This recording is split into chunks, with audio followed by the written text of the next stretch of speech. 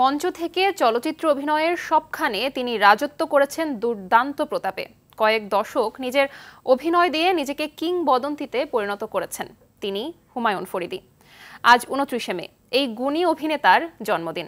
1952 সালের এমন একটি দিনে পৃথিবীতে এসেছিলেন হুমায়ুন ফরিদী। এই বরেণ্য অভিনেতার দীর্ঘ ও বর্ণাঢ্য অভিনয় জীবন নিয়ে আরও জানাচ্ছেন মারজান ইভান।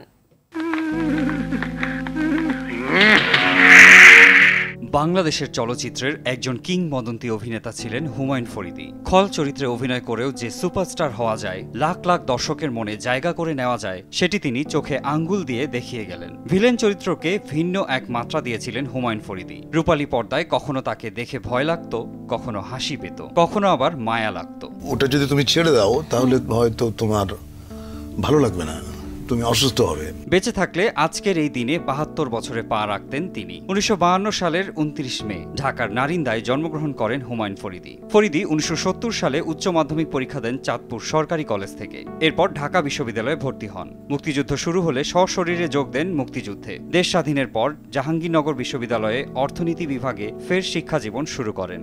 ঠিক বেঠিক হিসেব করতে জীবন চলে না, জীবন চলে জীবনের নিয়মে। হুমায়ুন ফরিদীর অভিনয় প্রতিভার বিকাশ ঘটে এই জাহাঙ্গীরনগর বিশ্ববিদ্যালয় থেকেই। নাট্যগুরু সেলিম আল দিনের কাছে নাট্যতত্ত্বে শিক্ষা নেন। যুক্ত হন ঢাকা থিয়েটারে। 80 ও 90 দশকে যে কয়জন অভিনয়শিল্পী মঞ্চ, টিভি ও চলচ্চিত্র এই তিন মাধ্যমেই তুমুল জনপ্রিয় ছিলেন, তাদের মধ্যে হুমায়ুন ফরিদী অন্যতম।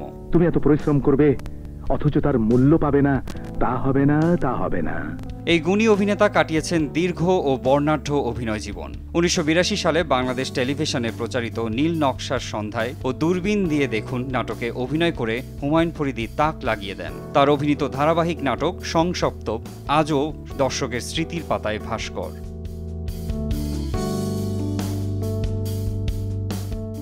বহুমাত্রিক এই অভিনেতা 1984 সালে অভিনয় শুরু করেন চলচ্চিত্রে। এখানেও সাফল্যের দেখা পান। বাংলা চলচ্চিত্রে খলনায়কের ভূমিকায় তিনি যোগ করেন নতুন মাত্রা। 2004 সালে মাতৃত্ব ছবির জন্য পান সেরা অভিনেতা শাখায় জাতীয় চলচ্চিত্র পুরস্কার। 2018 সালে বাংলাদেশ সরকার তাকে দেয় দ্বিতীয় সর্বোচ্চ বেসামরিক সম্মাননা 21 পদক। না, আমি সহজ বাংলায় বলতেছি যে আপনি এখানে বসে নেত্রজল নির্গত করতেছেন কেন? 2012 সালে 13 ফেব্রুয়ারি ফাল্গুনের প্রথম দিনে অসংখ্য ভক্তকে কাঁদিয়ে না ফেরার দেশে পাড়ি দেন হুমায়ুন ফরিদী। তিনি না থাকলেও তার কাজের মধ্য দিয়ে সবসময় দর্শকের হৃদয়ে বেঁচে আছেন তিনি। তার শূন্যতা কখনোই পূরণ হবার নয়।